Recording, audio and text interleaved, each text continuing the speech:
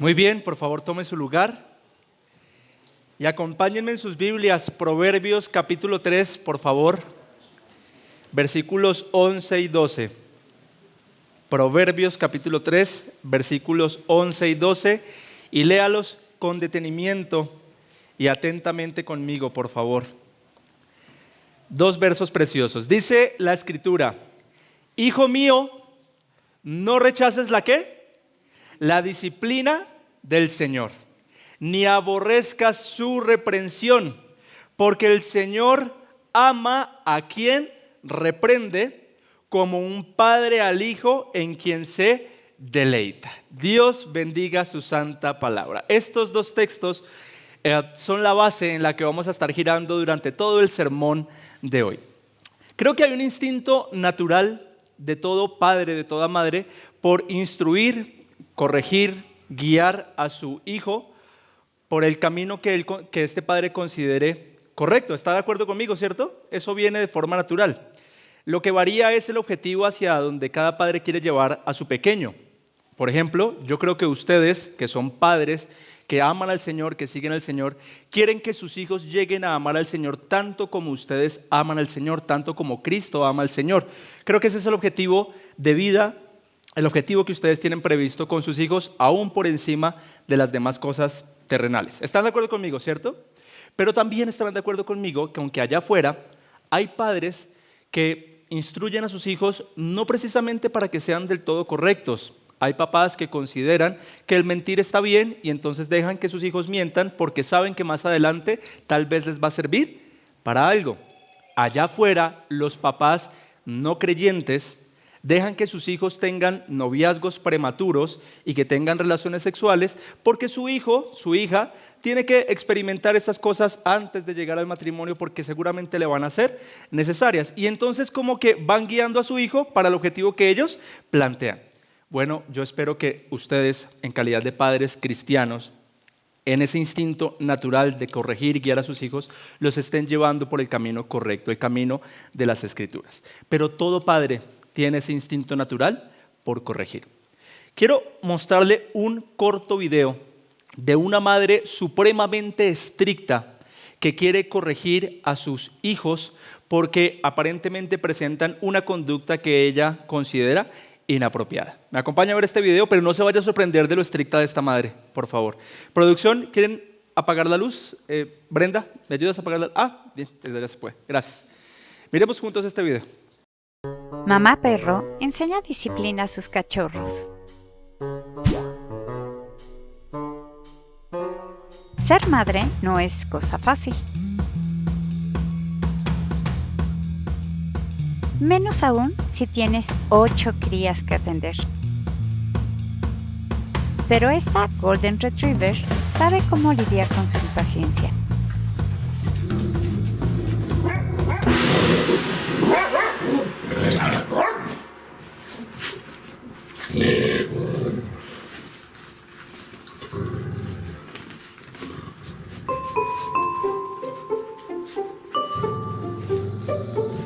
Los cachorros tienen semanas de nacidos y solo quieren que su madre los alimente.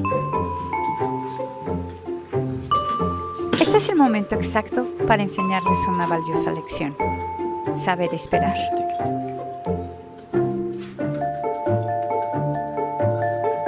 Y funciona. Cada cachorro entiende el regaño de la madre. Y las reglas son para todos. La mamá perro quiere enseñar a sus cachorros que la calma trae recompensas.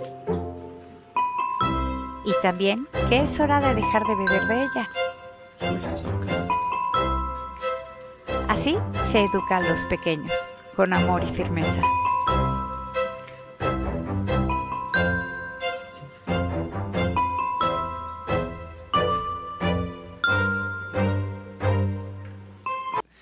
¿Qué piensa de esa mamá? ¿Será que esa mamá tiene mucho que enseñarle a algunas mamás que uno conoce por ahí, a algunos papás que uno conoce por ahí? Sí, ella en su instinto natural quiere guiar, criar de forma correcta a sus pequeños. Y tal vez ellos no entiendan la razón de por qué su gruñido, ellos solo quieren comer y ya. Pero ella los reprende porque, como decía el video, ellos tienen que aprender a esperar.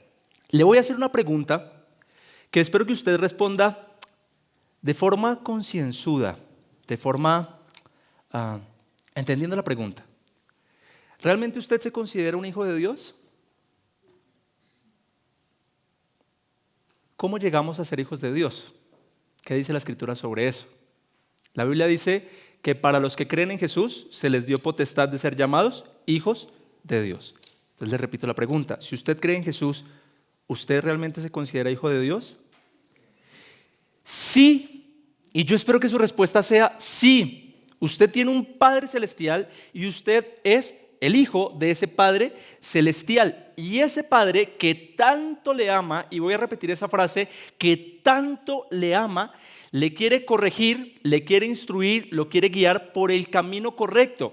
Él quiere que usted llegue a un objetivo, a un punto que le quiero enseñar hoy con este sermón, con esta prédica, y Él hará todo lo que sea posible para que sus hijos lleguen al objetivo que Él tiene planteado en calidad de padre. Hermano, usted tiene un Padre Celestial que le ama mucho. Usted no tiene un abuelito allá arriba que le alcahuetea todas las cosas. Porque algunos quieren que Dios sea como un abuelito que me pasa por alto algunas cosas, que me comprende, que me entiende, que me da golosinas cuando voy y lo visito. No, usted no tiene un abuelito allá arriba. Usted tiene un Padre responsable, sumamente responsable, y que hará lo necesario para corregirlo a usted. ¿Amén? ¿Está listo para aprender hoy acerca de cómo lo disciplina el Señor? Vamos a recibir esta enseñanza con todo gozo, con toda alegría. El título de nuestra serie, en nuestra tercera parte de Viviendo con Sabiduría, el título de la enseñanza de hoy es Sabiduría en la disciplina del Señor.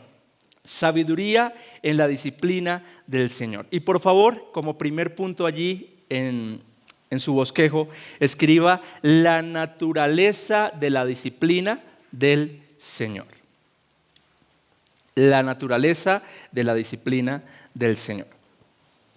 Proverbios capítulo 3, versículo 11. ¿Recuerda quién escribió Proverbios? Salomón. Salomón inicia con dos palabras bastante interesantes. ¿Cuáles son? Hijo mío. ¿Para quién estaba escribiendo Salomón? Recuerda que se lo enseñé en la primera enseñanza de esta serie. Salomón estaba escribiendo para su pueblo, para los que iban a leer su libro. Y él principalmente también escribió para los jóvenes. Él estaba dirigiendo esta instrucción para estos jóvenes que aún vivían con sus papás. Y la instrucción en un plano, si me permite, horizontal, en un plano terrenal, iba dirigida para estos hijos que todavía vivían con sus papás y que no rechazaran la disciplina de sus padres. Hijo mío, no rechaces la disciplina. Él está hablando a los hijos, a los jovencitos. Sin embargo, por allá adelante en Hebreos, en el capítulo 12, el autor dice que aquí Salomón no solo está refiriéndose a esos hijos, sino que también se está refiriendo a los hijos de Dios, y que estas palabras las está profesando también el Padre Celestial. El Padre nos está diciendo a nosotros, hijo mío. Entonces, esta instrucción también es para nosotros. Somos hijos de Dios. ¿Por qué nos ha de disciplinar Dios?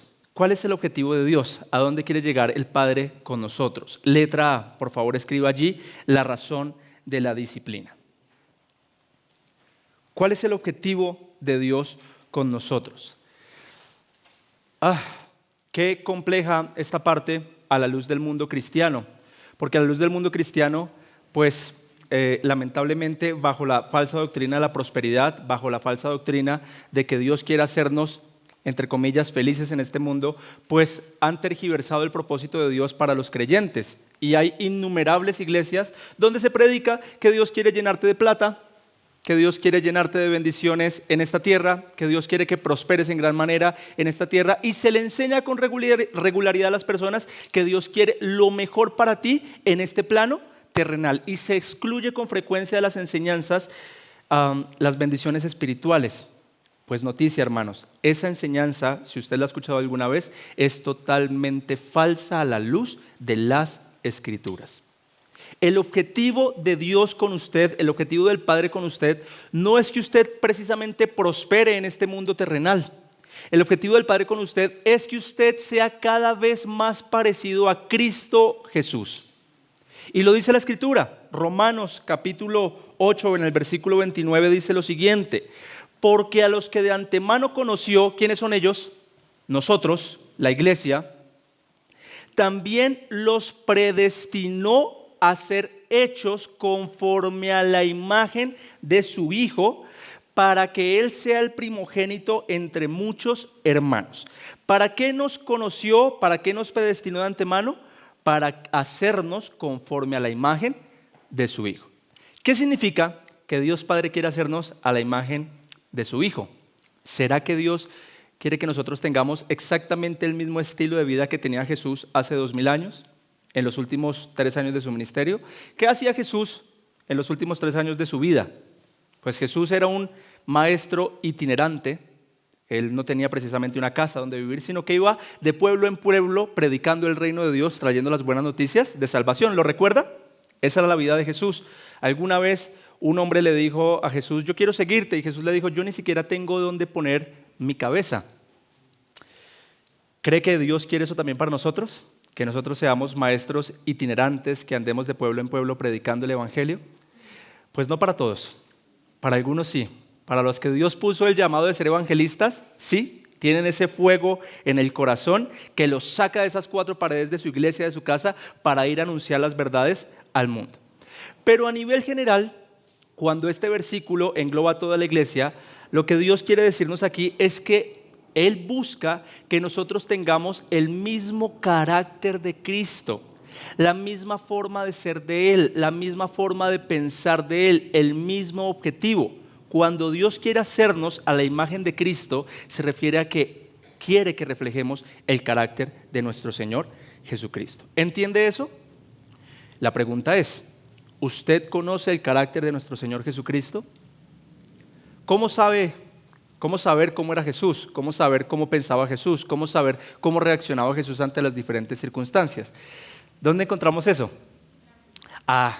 En la Biblia, en las Escrituras. Entonces, ese objetivo de Dios de convertir a sus hijos a la imagen de su Hijo perfecto, que es Cristo Jesús, inicia con una instrucción que aparece en las Escrituras. La primera tarea que nosotros tenemos es leer la Biblia para ver cómo es Cristo Jesús. ¿Y usted ha leído las Escrituras? Sí. ¿Usted conoce las Escrituras? Sí. Seguramente conoce bastantes versículos y ya conoce tal vez bastante de nuestro Señor Jesús. ¿Tiene una noción de cómo era el carácter de Cristo? ¿Tiene una noción de cómo era la forma de ser de Él? Pues bueno, ahí inicia la instrucción del Señor. Yo quiero que tú te parezcas a Él. ¿Y cómo le va pareciéndose a Cristo? ¿Cómo le va con esa tarea? Bueno, inicia con la instrucción de parte del Señor y lamentablemente esa instrucción se transforma en hijos rebeldes. ¿Considera que nosotros somos hijos rebeldes? Sí, porque nosotros sabemos lo que dice la Escritura de cómo debemos comportarnos, de cómo debemos ser, pero por lo general no nos comportamos como dice la Escritura, ni somos como la Escritura dice que debemos ser. La Biblia dice: cuidado con el orgullo. La Biblia dice: cuidado con el ego. La Biblia dice: cuidado con la vanidad. La Biblia dice: cuidado con tu forma de pensar, no te amoldes a este sistema, transforma tu modo de pensar y pon tus ojos en las cosas de arriba, en lo que realmente importa. No hagas tesoros aquí en la tierra, sino que haz tesoros en el cielo. Eso dice la Escritura. Pero si revisamos nuestra cotidianidad, nuestro día a día, pues lamentablemente, creo que hablo por todos, en que aún estamos bastantes pasos atrás para lograr lo que la Escritura dice en la mayoría de las áreas. ¿Están de acuerdo conmigo? Todavía nos falta. ¿Qué hace el Padre que nos ama tanto? Bueno, allí viene la disciplina, la corrección. Mi hijo tal tiene todavía un poquito de orgullo o bastante orgullo. Tengo que pasarlo por una situación para quitarle el orgullo, tengo que corregirlo, tengo que disciplinarlo. Mi hijo tal todavía es bastante vanidoso, solo piensa en él piensa que él es el centro de su mundo, de su universo. Entonces tengo que pasarlo por alguna situación para que él entienda que él ya no vive para él, sino que vive para mí, como Cristo vivía para mí. Mi hijo tal todavía tiene este pecado, tengo que pasarlo por esta situación para corregirlo, para instruirlo. Y Dios lo hace. ¿Ha recibido usted la disciplina del Señor en algún área de su vida donde usted ahora es más consciente de que no estaba caminando conforme al Señor y el Señor lo corrigió? ¿Y cómo fue esa corrección del Señor? ¿Fue dura? ¿Dolió? Déjeme darle otra característica, una característica de la naturaleza de la disciplina del Señor. Letra B. Disciplina restaurativa, no punitiva.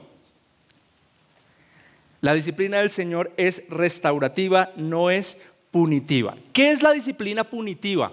Y creo que la mayoría de ustedes ha estado expuesto a ese tipo de disciplina. La disciplina punitiva es la que va acompañada de un castigo, normalmente acompañado de palabras grotescas como eres un tonto, eres un inútil, no sirves para nada. Y después va acompañada de golpes y a fin de cuentas el niño solo tiene miedo, solo tiene angustias porque le están pegando, pero él no entiende la razón de por qué le están pegando. Él sabe que hizo algo malo, pero no sabe cómo corregir su conducta. ¿Ha visto ese tipo de disciplina? Algunos dicen, mi papá me corregía de esa manera. Mi papá, sencillamente yo hacía algo malo, cogía un cable o lo que tuviera a la mano y me pegaba. Pero nunca hubo un abrazo después para explicarme lo que estaba haciendo mal y por qué me disciplinar. ¿Usted conoce ese tipo de disciplina punitiva? Pues así no es la disciplina de Dios. Dios no está enojado con sus hijos y los va a coger a varazos, a cablazos, cada vez que cometan algún error, cada vez que hagan algo malo. La disciplina del Señor es bastante diferente. La disciplina del Señor es restaurativa. ¿Qué significa la disciplina restaurativa? Acompáñeme por favor a Hebreos capítulo 12, versículos del 5 al 10. Allí encontramos un ejemplo o una explicación de lo que es la disciplina, de cómo es la disciplina del Señor. Dice el versículo 5, el autor de Hebreos le está hablando a la iglesia. Además, han olvidado la exhortación que como a hijos se les dirige: hijo mío, no tengas en poco la disciplina del Señor, ni te desanimes al ser reprendido por Él. El autor de Hebreos aquí, ¿qué versículos está citando? Los de Proverbios que leímos al inicio. Hebreos es del Nuevo Testamento, Proverbios es del Antiguo Testamento. Versículo 6, porque el Señor al que ama, disciplina y azota a todo el que recibe por hijo. ¿Cuántos dicen amén a esa promesa? Amén. Que vengan entonces la disciplina y los azotes del Señor, porque somos sus hijos. Versículo 7, es para su corrección que sufren. Hermanos, es para su corrección que sufren. Dios los trata como a hijos, porque ¿qué hijo hay a quien su padre no lo discipline? Pero si están sin disciplina, de la cual todos han sido hechos participantes, entonces son hijos ilegítimos y no hijos verdaderos. Si alguno de nosotros está sin la disciplina del Señor, entonces no somos hijos verdaderos, sino que somos hijos ilegítimos. Otra versión dice, somos bastardos, no pertenecemos a la familia de Dios. Dios solo disciplina a sus hijos. A los que no son sus hijos, Él no los disciplina porque no son suyos. Y pregunta, si no son hijos de Dios, entonces ¿son hijos de quién? ¿Será que hay alguien huérfano espiritualmente? No. O somos hijos de Dios o somos hijos del diablo. Punto. Jesús le dijo eso a los fariseos, ustedes son hijos del diablo. Entonces, ¿tú eres hijo de quién? ¿Hijo de Dios o hijo del diablo? Si eres hijo de Dios, Dios te va a disciplinar. Si no eres hijo de Dios, ni esperes la disciplina de Dios porque no vendrá. Uno no anda disciplinando a los hijos que no son de uno. Seguramente usted ha estado en un supermercado y ha visto un muchachito haciendo pataleta. Algunos que son maduros en su forma de educar sienten la necesidad de agacharse, de abrazar. Bueno, sienten la impotencia de que la mamá o el papá no está haciendo nada y el niño está ya llorando, pataleando, tirándose al piso. Y algunos responsables sienten la necesidad de agacharse, de abrazarlo y decirle como, tranquilo, tranquilo. Porque eso es lo que haría, creo que un papá responsable. Pero la mayoría de ustedes sienten el impulso de quitarse la correa y de meterle unos juguetazos a ese muchachito.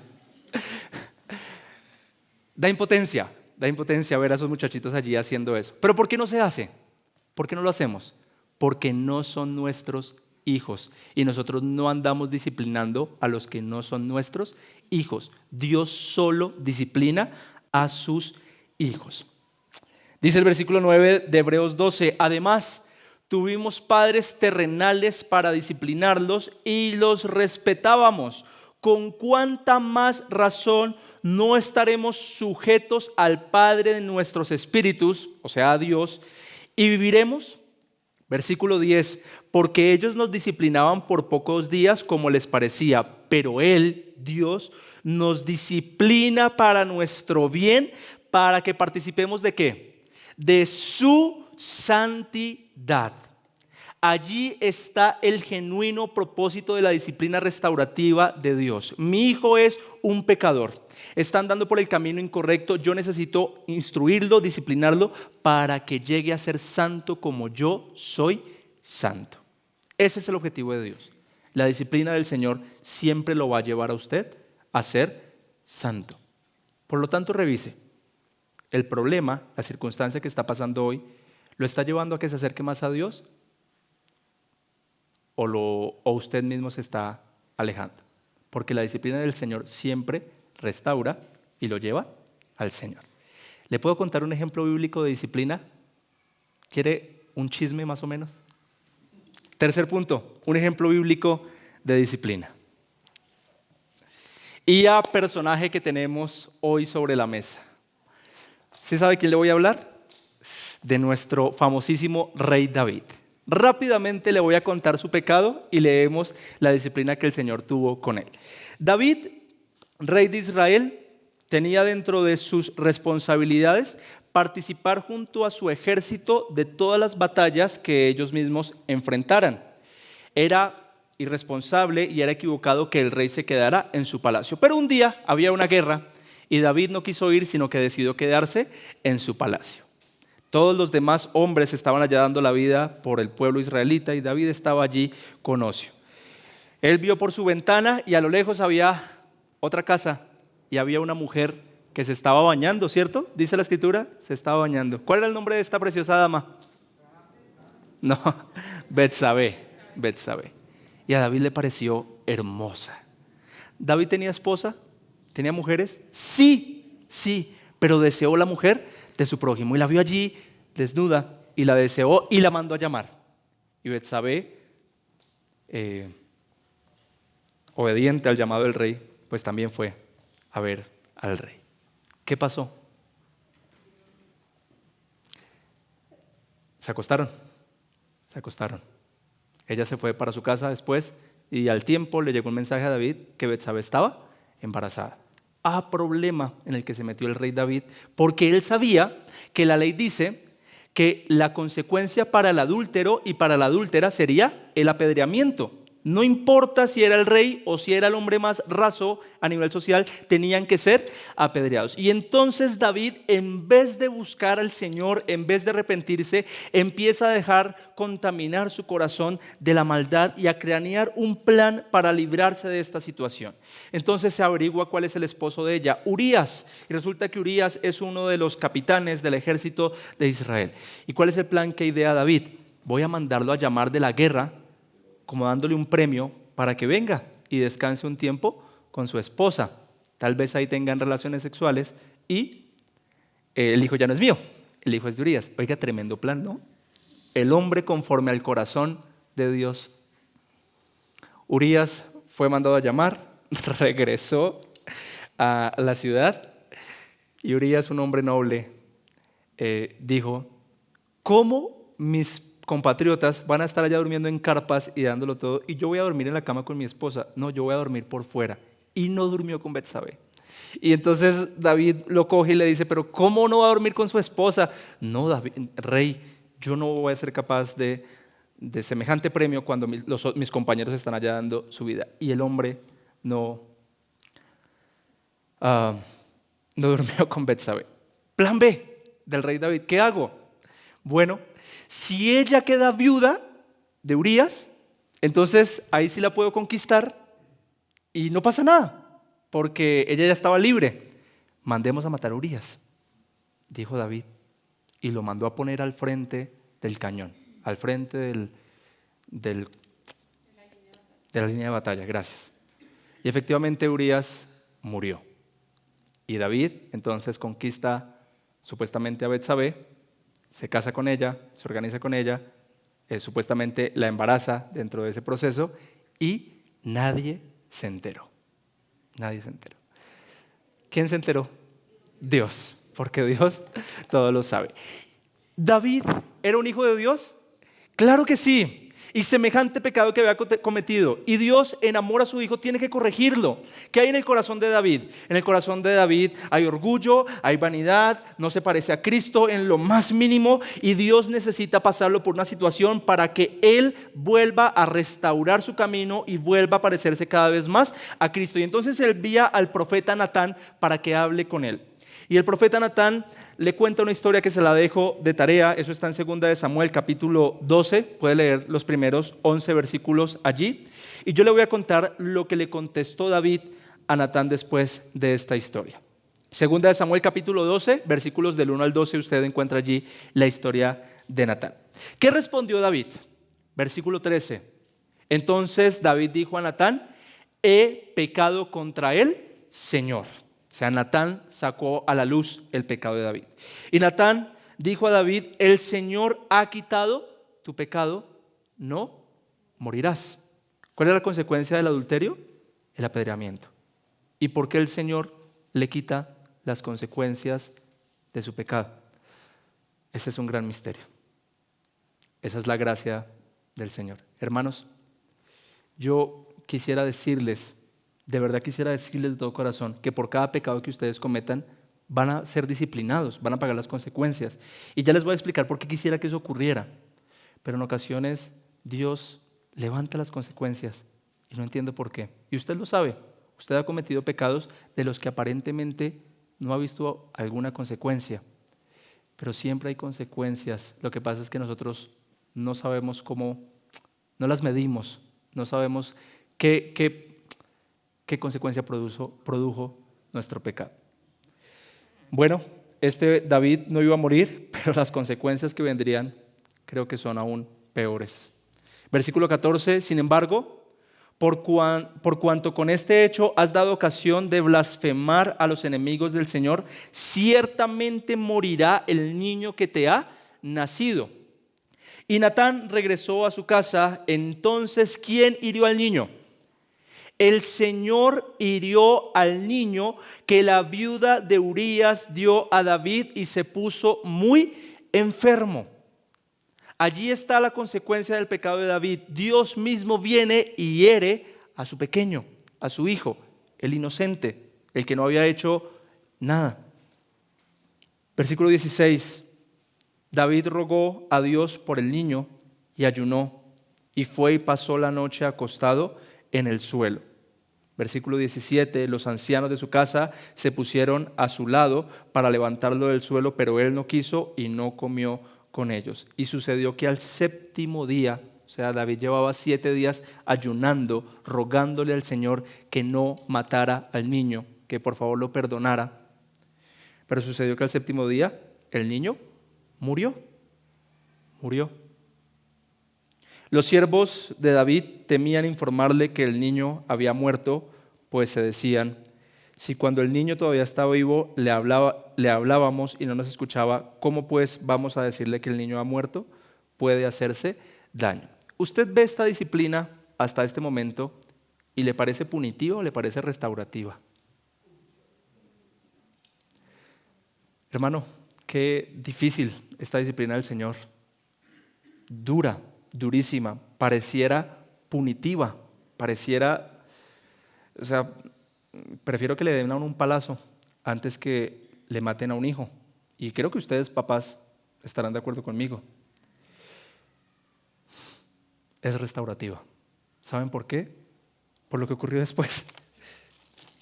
Versículo 19. Pero viendo David que sus siervos susurraban entre sí, comprendió que el niño había muerto y dijo a sus siervos: ¿ha muerto el niño? Ha muerto. Entonces respondieron ellos.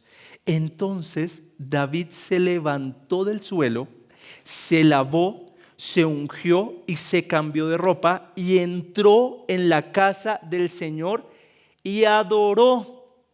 Después vino a su casa y cuando pidió le pusieron comida delante y comió. ¿Por qué estoy seguro que esta disciplina venía de parte de Dios y es restaurativa? Porque llevó a David a adorar al Señor, a buscarlo nuevamente. Y durante el ayuno de 7 días seguramente le pidió perdón por todo lo que había hecho. Fue mucho dolor lo que habrá sentido, pero todo ese proceso lo llevó a buscar del Señor.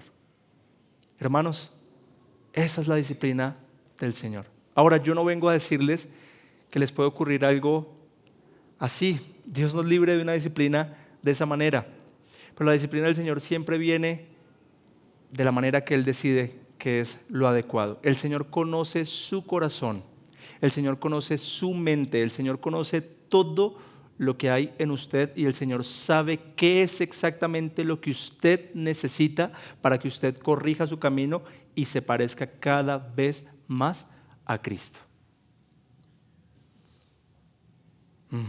Amén. Amén. La pregunta es, cuando venga la disciplina del Señor por tu pecado, ¿cómo la vas a afrontar? ¿Cómo vas a reaccionar ante ella? Segundo punto de esta enseñanza. ¿Cuál debe ser mi actitud ante la disciplina del Señor?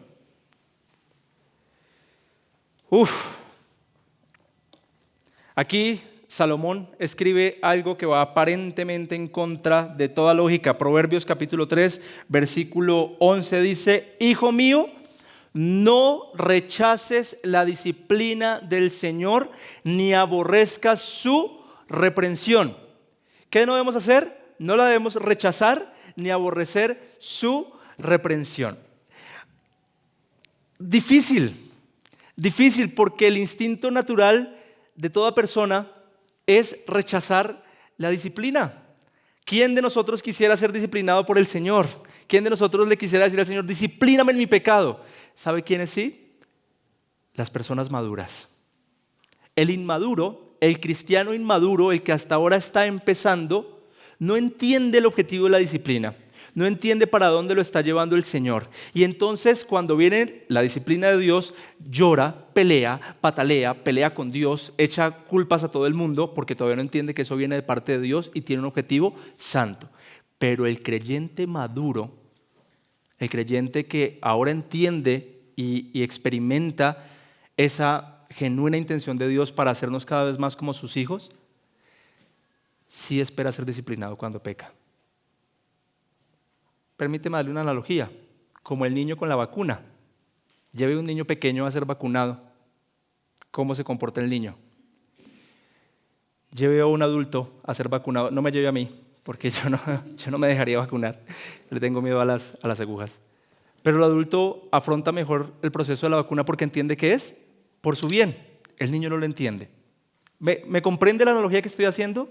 Si usted es un bebé espiritual, usted todavía no entiende que para los que aman a Dios todas las cosas le ayudan para bien. Y entonces lo que venga, el problema que venga, para usted va a ser un escándalo. Y usted va a reaccionar ansiosamente y no va a entender qué está pasando. Pero para el creyente maduro, lo que viene lo recibe con gozo, con regocijo, porque sabe que viene de parte de Dios y es para nuestra bendición.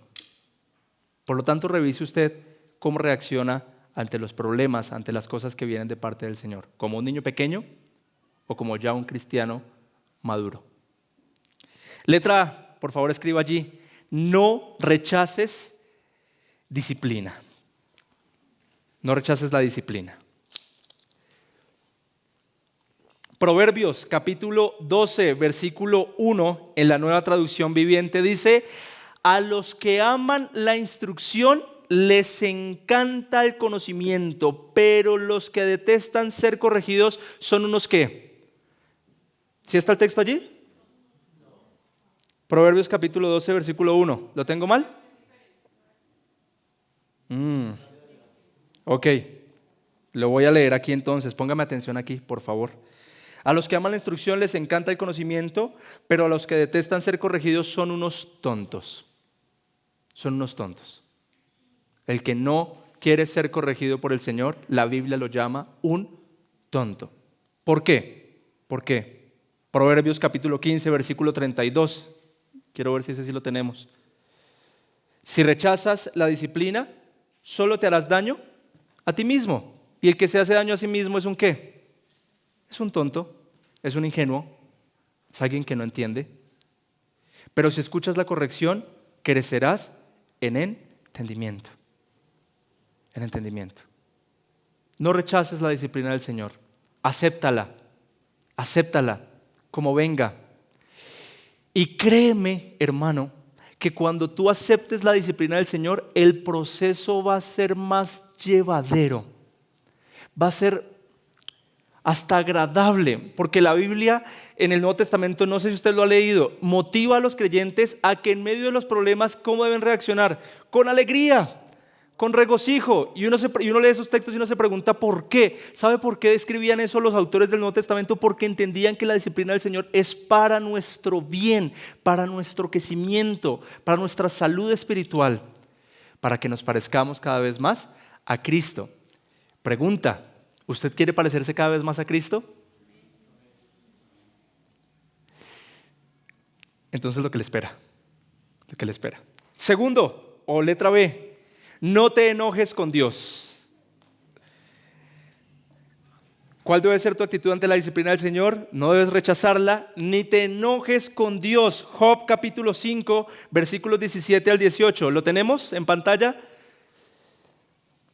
¿En la versión Nueva Traducción Viviente? Ok, lo leo allí. Pero considera la alegría de aquellos a quienes Dios corrige. ¿La alegría de quiénes? A quienes Dios corrige. Cuando peques, no menosprecies la disciplina del Todopoderoso. 18. Pues aunque Él hiere, también venda las heridas. Él golpea, pero sus manos también sanan. Uy, qué precioso ese texto. Qué precioso ese texto. Dios nos llama hijos, pero hay otra alegoría que Dios utiliza para sus creyentes, que es un animalito. ¿Con qué nos compara Dios? Con ovejas, con ovejas. ¿Sabe qué hace el pastor con la ovejita rebelde?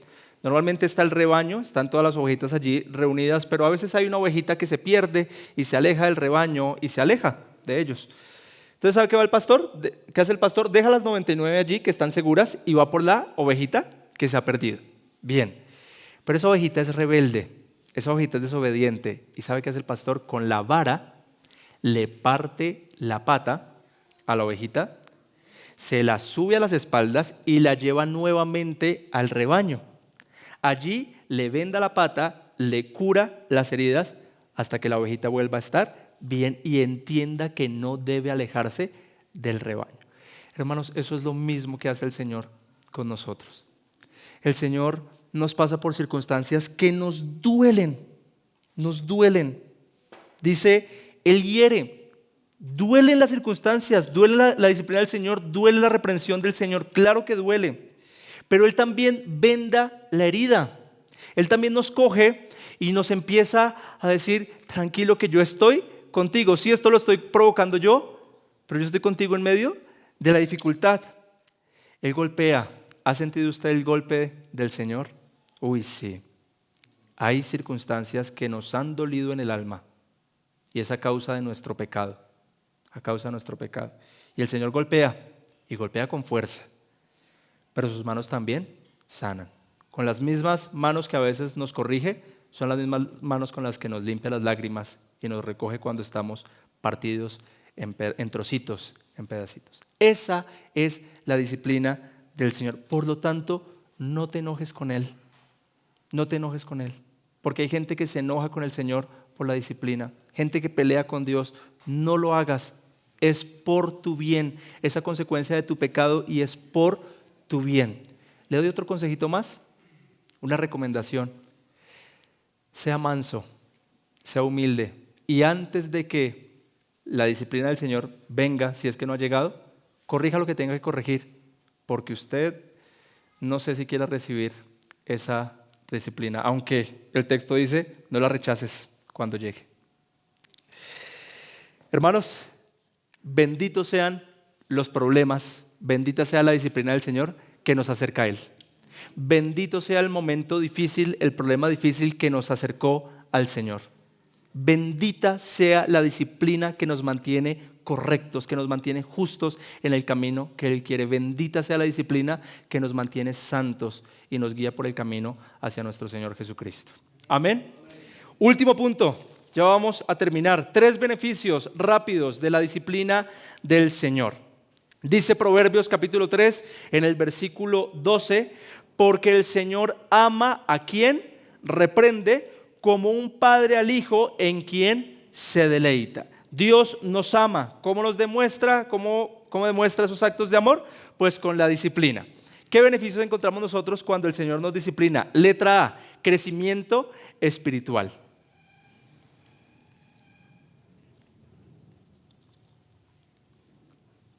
Hebreos capítulo 12, versículo 11.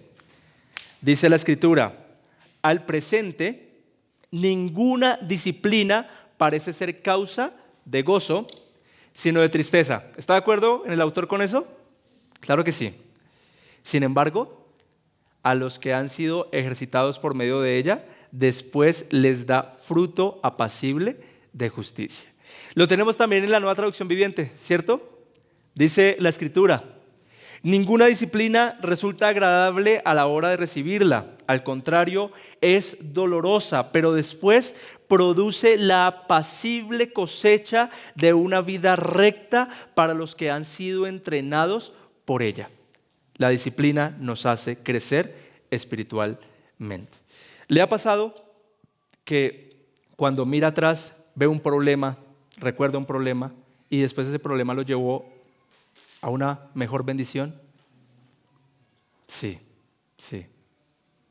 Yo no sé si mire rápidamente, nosotros estábamos prácticamente en quiebra en Villavicencio. No sé si ya le había contado esta historia. Si no, si ya se la conté, finja sorpresa. Y había sido fruto del desorden económico de mis papás, del mío. Yo ya me había graduado de la universidad y todo el tema, pero estábamos muy mal. Y en Villavicencio ya no habían opciones, teníamos el plan de irnos para Villeta. Allá había una casa de un familiar que nos dijo, vengan, vivan acá y no pagan arriendo mientras que salen de esta situación. Bien, ¿cuál era el objetivo de mis papás y el mío? Consigámonos al menos lo del trasteo.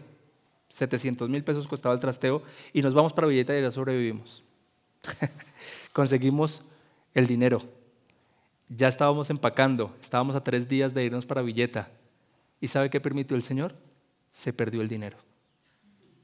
Se perdió el dinero. Fueron momentos de angustia, fueron momentos de llanto, de lágrimas, de no entender lo que estaba pasando. Pero si no hubiese sido porque se perdiera ese dinero, yo no hubiese conocido familia cristiana y no estaría hoy predicándole. Entonces yo veo atrás y le digo al Señor, gracias por eso. Porque tú lo permitiste y fue parte de tu disciplina, de tu instrucción, de tu corrección para meternos en el camino correcto. Para ese entonces yo no quería ir a la iglesia, yo no quería pisar una iglesia cristiana, pero todo eso lo permite el Señor para nuestro bien. Seguramente usted también tenga cosas que contar cuando mire atrás. ¿Qué permitió el Señor que lo llevó hoy donde está, adorándolo y sirviéndole? Usted entiende eso. La disciplina del Señor aumenta nuestra vida espiritual. B, fortalecimiento de la fe. Santiago, capítulo 1, del versículo 2 al 4, dice lo siguiente: amados hermanos, ¿sí? Bien. Cuando tengan que enfrentar cualquier tipo de problemas, ¿cuántos problemas? Cualquier tipo de problemas, considérenlo como un tiempo ¿para qué? Para alegrarse mucho. ¿Se alegra usted en medio de los problemas? Alégrese en medio de los problemas. Alégrese.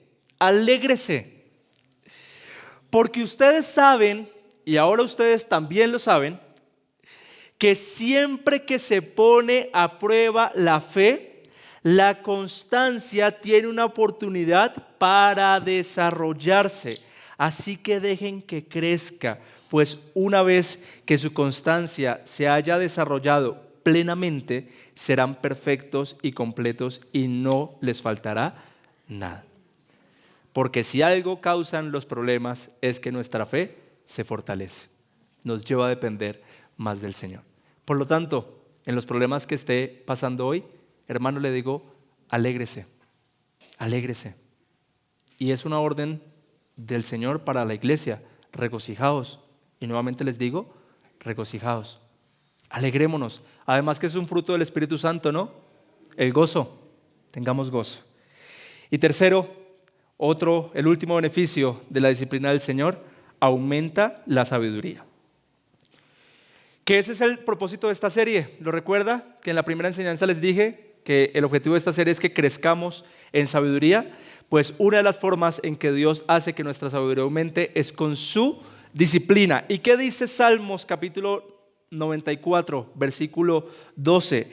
Feliz el hombre a quien tú, Señor, corriges y enseñas tu ley.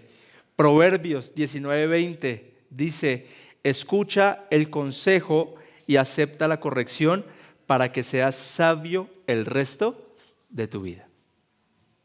¿Va a aceptar la disciplina del Señor, mi hermano? No la va a menospreciar, sino que se va a alegrar en medio de ella porque tiene un bien aún mayor, un beneficio aún mayor. Le animo a que se ponga en pie, por favor, y leamos juntos el texto inicial con el que arrancamos este sermón.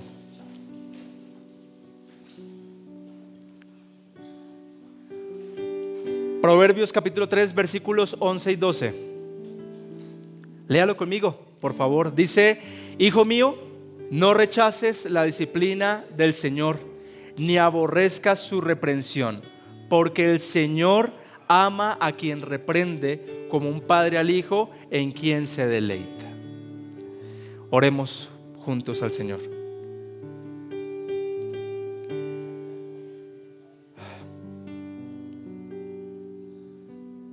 Señor, creo que ha sido evidente que nos amas, porque cuando hemos pecado hemos visto la consecuencia, hemos visto tu disciplina. Y creo que eso debe producir más gozo en nosotros que tristeza, aunque es una mezcla de varias emociones.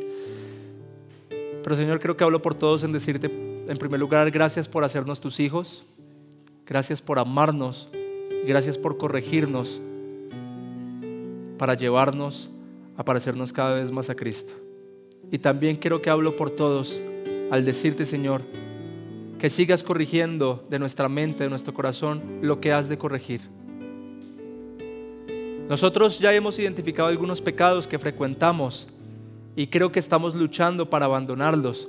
Pero Señor, en los que aún somos tercos, en los que aún somos duros, en las partes donde nuestro corazón está siendo duro, te rogamos que entres y trabajes allí, Señor. Que, como dice la Escritura, que tu palabra, que es como un martillo, entre a romper lo que haya que romper. Así duela, así tengamos que pasar por la circunstancia que tengamos que pasar, pero Señor, haznos cada vez más a la imagen de Cristo. Que tu propósito santo, que tu objetivo santo se cumpla en nosotros. Y sabemos que lo haces porque tú eres el buen Padre que comenzó la buena obra y la terminará hasta el día final. Gracias, Señor, por tantas expresiones de amor y entre ellas tu disciplina. Te rogamos que esta enseñanza de hoy la podamos bajar a nuestro corazón y vivirla y gozarnos en medio de las dificultades, Señor. Te lo pedimos a ti en el nombre de nuestro Señor Jesucristo. Amén y amén.